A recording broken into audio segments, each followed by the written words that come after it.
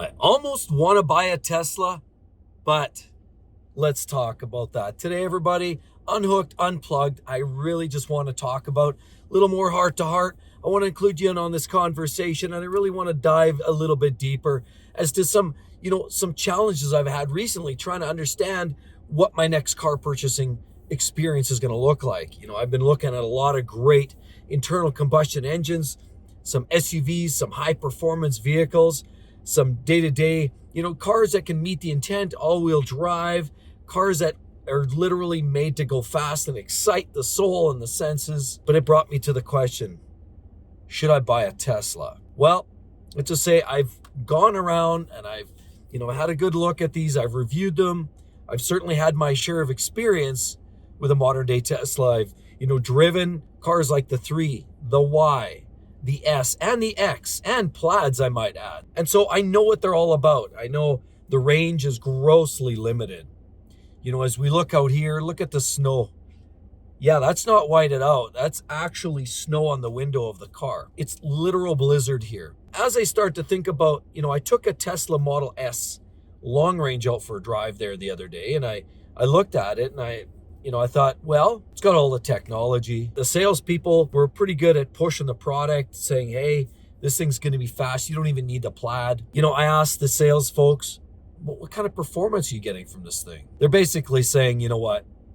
I don't know. It's not really advertised. It's probably in that 600 horsepower range. And so then it got me thinking, okay, long range, you don't need anything else, they say. I beg to differ. Currently, I drive the F-Type R. I think a lot of you who've been following the channel can appreciate I still drive the Jaguar F-Type. I've had it for about 4 years now. I took it out for a spin the other day, and I can't help but, when I drive that car, it literally excites the soul.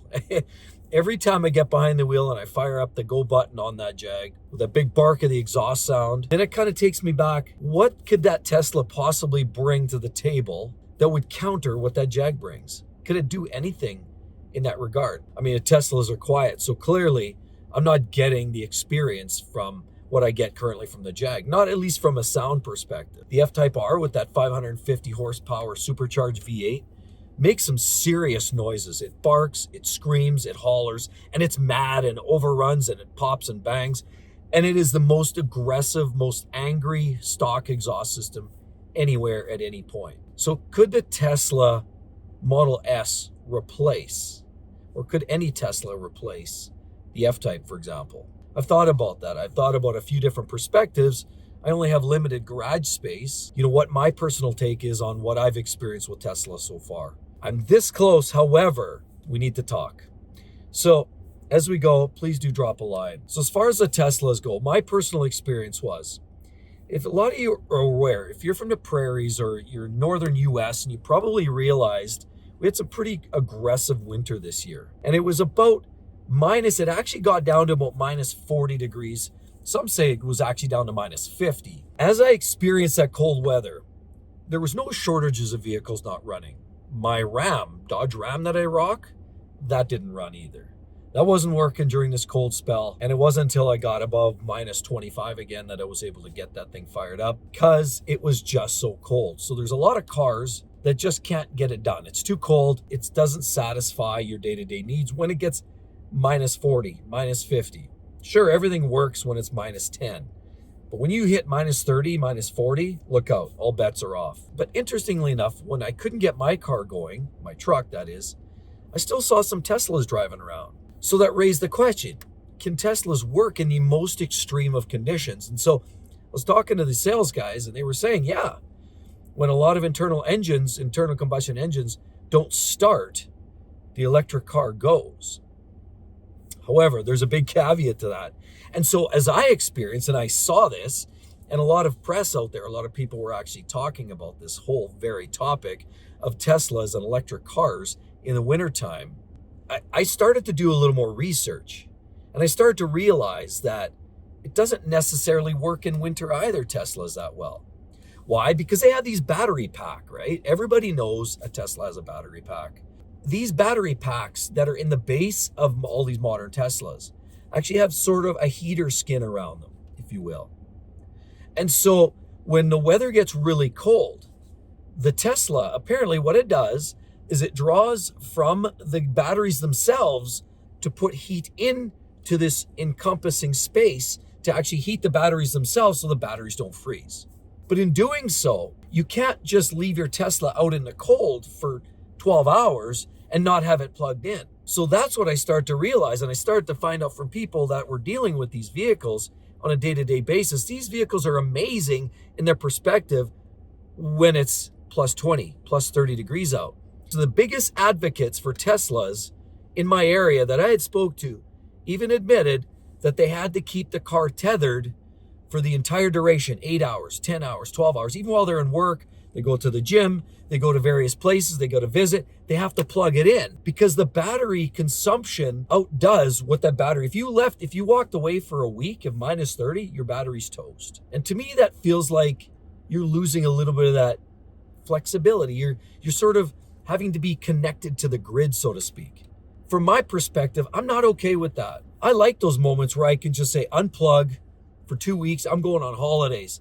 I don't want to have to think that all of a sudden I've just dropped walked into the bush, go camping, go fishing, go hunting, do all those things I like to do, mountain climbing, all those things, and then come back in a week or two after I've taken my holiday just to find the battery toast in my car. See, that's not practical for me. Now, I'm not here to draw numbers and calculate all these formulations to say, well, I'm going to extrapolate and based on this temperature, it's this time frame, and this temperature, it's this. It doesn't really matter. What matters to me is the fact that you have to be tethered up. Now, remember, an internal combustion engine, I mean, most vehicles, eventually they'll die because even the battery's there, there's a constant draw on the system. All the modern technology is constantly pulling. But even most, decent quality vehicles will still last a good, 2 weeks to a month before you need to, recharge it. Even the F-Type. I've been having that car sit for weeks on end, and I went and restarted it yesterday before this big blizzard, and it started no problem, no muss, no fuss. So maybe you have a garage. I have a garage. What if I use that? Okay, let's just null and void that conversation. Okay, then let's talk about some of the other pieces. I started thinking about battery life and longevity. I don't just mean battery life on a day-to-day charging. I mean battery life. The warranty in Canada here, from what I understand, is 8 years for the batteries themselves and the major drive units. Okay, so the motors. I mean, what if, again, I've been to Europe, I've been to a lot of places I like to travel. What if you literally unplug and you go away for a year or two? Your vehicle is losing its life every single year because batteries have shelf lives.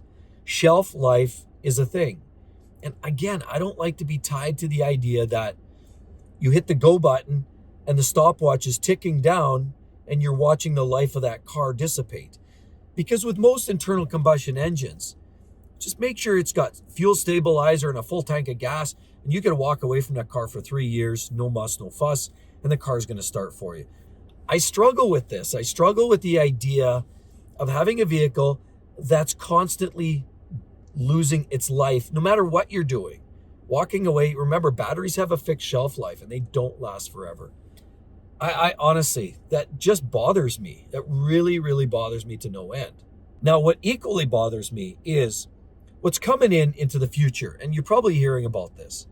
So the early adopters of electrification, they got the free charging, the memberships were free. I had a neighbor that had a new Model X when it came out, and he was just happier than pig and crap, bragging about the fact that because he was an early adopter, he actually didn't have to, he had to pay for his charging. He had the free network charging. He was one of the early guys in, and he was able to capitalize on that. But we know that's a thing of the past.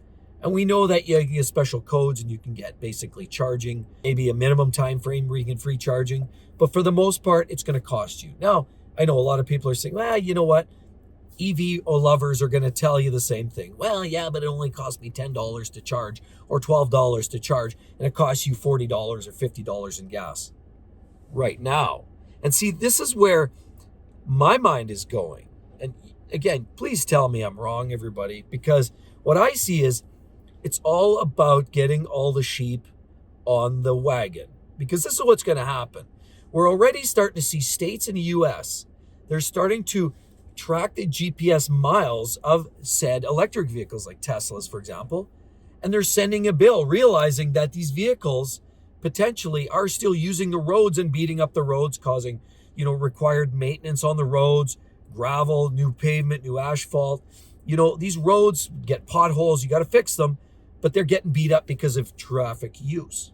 And internal combustion engine vehicles, you're charged in that every liter of gas that you buy or every gallon of gas that you buy. But that doesn't necessarily happen when you're buying an electric vehicle, right? There's no place all they can do is charge you for electrical. I mean, if you plug it into your house, all you see is the final electric bill. Could be a hot tub, could be a range going full bore, could be you charging your electric car. But whatever it is, you're likely just going to be administered the charge for the electric fee. Now, what we're already starting to see deregulated markets and marketplaces where, in some places in Canada, where they're starting to crank up some of these rates, right? They're starting to get you by the short, and you know what you call it. So this is starting to actually happen in real time. The electric companies are charging you whatever they can kind of feel like charging you. And so this is a big problem. When you need more power and the power isn't there, they're going to start charging you and me, especially when it comes time to upgrade the infrastructure. I live in a place here in Canada, and I know some people already that have gone and started, anteing up and buy their electric car, and then they have to call the utility company. They have to upgrade their services. 100 amp service doesn't cut the mustard anymore. Now they have to upgrade it. 200 amp service, 150 amp service, just to have enough capacity legally by code so they don't overheat and burn up their panel. They actually have to upgrade that. I don't want to be stuck doing that, because that cost is not coming down to Tesla. That cost is not getting deferred to the government. The cost is yours. And I don't want to pay for anything more than I have to already. Cost of living's skyrocketing as it is. So when you buy a Tesla, think about all those other costs that are hidden in there that you don't even realize. Now, it's not just fill up the car and go. No, you're going to be on the hook for increasing your infrastructure, your capacity in your personal infrastructure. But it doesn't end there, because when you look over and your neighbor's doing the same, and the neighbor 3 houses down, and the neighbor 5 houses down, and the neighbor 7 houses down start to upgrade their vehicles to electric vehicles, and they're all having to upgrade, what do you think that's going to mean? That's going to mean now the utility at a higher level, at the distribution level, in other words, say 25 kV, feeding the pole pigs, now feeding into the residential areas, or even go further beyond the distribution level. It goes up to the transmission level where they carry the high voltage lines. They're going to start to have to upgrade those systems. They're going to have to increase further and enhance a lot of the generation. Where does the generation come? Well, coal-fired plants are a big one, and currently that's a big no-no here in Canada. You're paying the price for carbon emissions, so we know that's all going to get deferred, and the customers have to pay more and more and more carbon taxes, infrastructure upgrades, as the transmission and distribution utilities have to put bigger towers, more output, and of course the consumer, they have to drive that end. So on the primary end, whether you're talking about a turbine or internal combustion engine, whatever it is that generates the prime move on that generator, they need more natural gas, coal, whatever that is. Now we're in a place where it's inevitable. Nobody's talking about that, but that's what's going to happen. This problem is going to hit everybody, because as these countries start mandating electric vehicles, we're not going to have a choice. So why push and hurry up to get on board? They're already saying by 2030 and 35, we're going to have all these mandates in place, and you will have to buy an electric vehicle. I'm going to hold on as long as I can. I have thought about buying a Tesla, but these things start to run through my mind. There's a much bigger question going on here. You have to ask yourself, just think about this for a second, okay? A lot of these manufacturers now have been trying to get products on the line that are electric vehicles, right? Everybody from Mercedes to Audi, even BMW, all the big players, except for Toyota. Toyota knows something. Now, Toyota has also come up with some new breakthrough technology that's going to decimate the idea of having to run with an electric vehicle. So Toyota refuses to go flat out in developing electric vehicles. Sure, they do a lot of the hybrid technology, but a lot of that's obviously for basic economy, but they're not going all in pure electric. As well, BMW has said, you know what? Forget about electric. Recently, they were stated as saying, we're going to further develop our internal combustion technology, and they're going to make better out of a lot of their, and more efficient and more powerful of a lot of their internal combustion engines. Mercedes is also starting to slowly retract and starting to realize, wait a minute, this isn't really working out the way we had hoped. Look at Ford. Any more reasons? Ford Lightning. Yeah, Ford wanted to be quick to the game, but they realized the Lightning doesn't give the range. People are buying them and regretting them and getting rid of them. Or even the Mustang Mach-E is down on performance, certainly from when you compare it to the Teslas, and the range isn't that great either. They've had some quality control issues with the Ford Mustang Mach-E's as well, and so Ford is struggling. They're also slowing back the development of their battery plant. Yes, they pumped the brakes on that too, and they've said, you know what, maybe we'll just hold off on the building of that plant, and we'll start to see where hybrid takes us. Ford is now saying, you know what, maybe we'll just hybridize a lot of our vehicles rather than going full electric. Do you remember back in the 70s and 80s? Remember we had 8-track and we also had Beta and all these like different video styles. Remember VHS and Beta? Remember those two? VHS was the larger cassette player and then Beta was a smaller one. It was supposed to be the next biggest thing and everybody was going to get on board with Beta and it was so much better. Like, come on. It was the same garbage. Is this going to be obsolete? See, that's one of my big fears. You get on board, you drive this, you have warranty for 8 years. What if all of a sudden there's a whole knee-jerk shift and all of a sudden everybody decides that that's not the angle? Now you're stuck with this $100,000 electric vehicle that's not supported and has nowhere to go but the trash bin. That's the struggles, and that's the struggles I have. And that's another big reason why it's probably not the best to get on board an early adopter as a Tesla owner.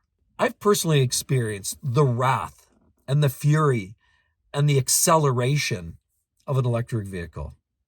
The Model 3 long range I had on loan, I drove that, we had it here for about 2 months. It was very addicting. Honestly, it was very addicting when you put your foot into it or you're on the freeway and you hit it. It had that nice immediate punch. Everybody says, the low end torque and immediate torque of electrification. Absolutely. That's no lie. I also got to experience the 1,000 and change horsepower of a Tesla Model X Plaid. A friend of ours brought that to the table. We did a review on it, and I'm not going to lie. The acceleration was nothing short of breathtaking. But what we realized when we took the car out for a drive was, even when we talked to the owner, he openly admitted that, you can get up to speed in a hurry, but slowing down is a big challenge. Electric vehicles are heavy. So if you pull into a thinly poured driveway or a roadway that's typically, more fragile, there's a chance you may start damaging the road, your driveway, your pad, because they're heavy. But it also means that braking is not that great either. And we witnessed that firsthand, that when you get up to speed and then you try to hit the brakes and slow down, the car does everything in its power. It's almost like locking all 4 wheels and buckling, trying to get the vehicle to slow down. And then in the process, the brakes are wearing out, but more importantly, the tires are wearing out. There's special tires on these Teslas. You're going to get snookered paying a huge amount of money to get these tires on there. I mean, we all know BMWs. Everybody talks about, the run flat tires you get in BMWs. And most people that hold on to BMWs for long term toss the run flats because they're heavy, slower. Yeah, they're beefy, but they cost you twice as much money. Well, this is what's happening in Tesla. You need a beefy tire to support the weight of the vehicle. So you're snookered to spending big money for the tires and the brakes. And that's going to cost you in the long run. Have you ever looked at some of the glass on some of these Teslas? Depends which one model you're looking at. But on a Model X, for example, the glass goes right from the front all the way up. You don't have this piece up here. This goes all the way up, all the way across, and that's all one sheet of glass. Our buddy who actually had the X had to get a new windshield put in because he took a rock on the front. That is huge money, and insurance companies know that. So you're paying mass amount of money for insurance. You're paying mass amount of money for those specialty parts like specialty windshields. And there's a lot of electric parts and modules and actuators within the vehicle that many other vehicles don't run. Sure, you're saving on oil changes. That's a thing that was kind of selling me a bit on the electrification side. You're not worried about coolant leaking on the ground. I've personally had my share of struggles. We know I had the N54 BMW with that twin turbo straight six. That thing was a heap of junk. Coolant leaks every other week, oil leaks every third week, always under the hood fixing something, water pumps, thermostats, cooling lines. That thing was junk. We're in a place now, as you can tell, just through the age of the oldest Model S's. We're talking 12 and, model 2012, 13. Now we're at the 10-year mark, and there's not a lot of those S's laying around. A lot of people are turfing them. They're not getting out on the road, or they're landing on those corner cheesy car lots, and people aren't buying them. They're not selling because that 10-year mark is sort of a critical tipping point. Whereas a lot of internal combustion engines keep on trucking. You buy yourself a great Toyota or Lexus, that thing can run for 25 years. But the Teslas see this constant depreciation. Now, if you're one of those folks that are buying and selling cars every 2 or 3 years, none of this matters. None of it. Because you're throwing money down the drain anyway, and at that point, it doesn't really matter. Now, for me, again, I always struggle because I'm always buying cars. I like to keep my cars for a while. I mean, if I keep a car for 5 years, that's a short run. Most of our vehicles last us 8 to 12 years. And then we decide to move it on, at which point they start to get a little bit annoying, these little cost prohibitive, parts start to break, and so we start to send them down the road. But their cars are usually still drivable, quite drivable. Even after, their 15 or 20 years, there's still service life left. And we sell it to somebody else, maybe a third or fourth owner, a young buyer that doesn't have a lot of money, and we give them a break. They get an older car with some miles on it. And most of the time, these cars are still running pretty well. So it wasn't until recently where we heard about these Hyundai Ioniq 5s. So one case, there was one that it started internally faulting. So it created lights and faults. They took it into the dealer, and the dealer plugged in and said, yeah, you've got some faulty batteries. We're going to send you a quote. Out comes the quote. Lo and behold, it's $50,000.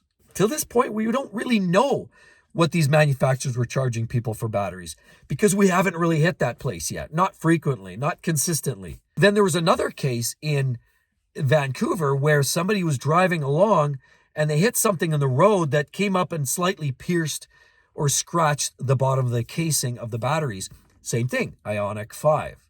They too went to the manufacturer, the dealer, was quoted over $50,000, but it was actually turned out as closer to 60 grand with it installed. That became a really, really difficult conversation because the insurance company then said, we're going to part that vehicle out. We're scrapping it.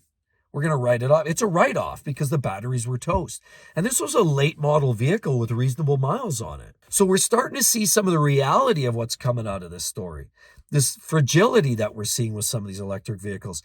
And if you think a Hyundai at $60,000 battery change is expensive, wait till you see a Porsche Taycan, Beamers, and Benzes. What do you think their batteries are going to? They're always going to put their premium tack-on charge on top of it. They're not going to do anybody any favors.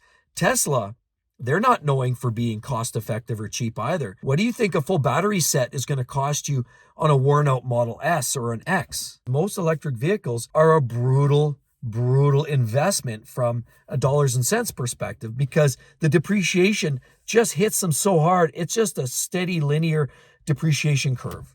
Whereas most cars, they'll drop a little bit and then they level off. You hit that 4 or 5 year range and then they just flatline. Unless it's a GM or small GM car or a Ford, we know with some of the Escapes and some of their EcoBoost engines are blowing head gaskets. If it's a known problematic vehicle like that, they're going to go right to scrap. But if you're buying a quality used vehicle, a lot of vehicles from Toyota, Mazda, Lexus, like I said, Hondas, a lot of them are going to flatline and the value is going to stay. We currently also own a 2012 Honda Civic.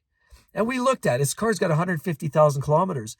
It's still worth $13,000, $14,000, $15,000. That's a pretty good value retention.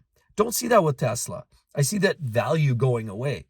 So this is where I struggle. I really struggle with the whole idea of buying a Tesla. If you want to go fast as sin, remember Bugatti Veyrons and Ferrari SF90, some of the fastest supercars and hypercars on the planet today can go head to head with the Tesla Model S Plaid and give them a run for their money.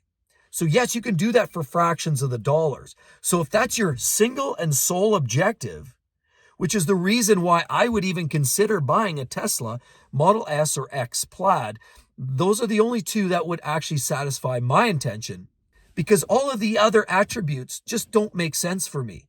They don't work in the cold weather. There's plenty of storylines of burning Teslas. Now, granted, there's a lot of internal combustion engines that light up every single year. They're costly. The depreciation is there. And while you're saving on maintenance, this is the part that I laugh. What does an oil change cost? If you have a BMW, you drive down to the dealer, have the dealer do your oil service. $250 an oil change. Do that twice a year. $500 a year in a 10-year time frame. That's $5,000, folks. $5,000. So you're spending an extra $40,000 on an electric car to offset the cost to eliminate that $5,000 servicing charges over 10 years. It doesn't make sense. It doesn't add up for me. I've tried to justify it in every degree. You're losing on the winter driving experience. The range anxiety is real. And seriously, the cost at the end of the road is going to be cost prohibitive. Batteries, those electric motors, when they fail, it's going to be huge money. I need a vehicle that's going to satisfy decent economy, because Teslas are huge money up front. That doesn't check the box. Daily use, okay, all-wheel drive, but okay, I can find that in almost every vehicle in the market today. And its usability, in which case we live in the frozen Arctic North here, basically, in Canada. The Teslas make sense for people that just need to buzz around in a city, do short little trips, little errands. You live in a big city with lots of centralized charge stations. That's really the only capacity. But then you don't need to spend $80,000 to do a little runabout. You can buy yourself small, little, cheap, economical. What about a little RAV4, Toyota Corolla, Mazda 3s? These are vehicles, if you just want to buzz around the city, that's all you need. So you don't need to spend $80,000 or even $60,000. You can do that with $30,000, $35,000. So I'd love to hear your thoughts, everybody. Just heart to heart, what's going on with Tesla as far as that is. The reason why I would consider buying one, but it's just not quite enough to pull the trigger.